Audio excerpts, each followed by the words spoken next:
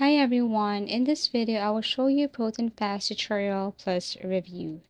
So all you have to do here is just go to Proton and then you just have to simply create an account right here. By the way, Proton Pass is a password manager plus secure vault tool offered by Proton. Same company behind Proton Mail, Proton VPN. It is designed around privacy and security. Your data, passwords, notes, passkeys, etc. is encrypted before leaving your device, so only you can unlock and read it. Key features involve or include password, passkeys, hide my email, secure notes, cross-device sync, optional security extras, and strong encryption. So all you have to do is to create an account right here and then just choose the fee. But I encourage you to upgrade your plan in order for you to unlock some features right here. So once you're done creating your account, then this is what it looks like. There are a lot of features right here, like what I've said.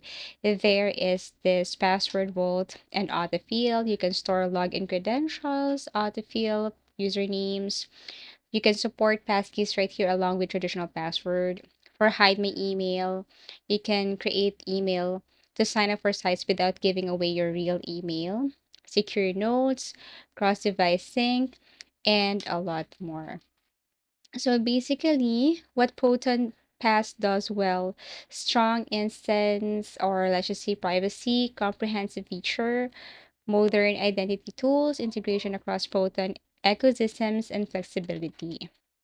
So, as a final verdict, Proton Pass is great match for you if you prioritize privacy and security, already use Proton's other services, want a free, low-cost but robust password manager that covers login storage, passkeys without many compromises, and appreciate modern features beyond passwords. So basically, that's it. I really hope that this video helped you. Thank you for watching and see you again in our next video tutorials.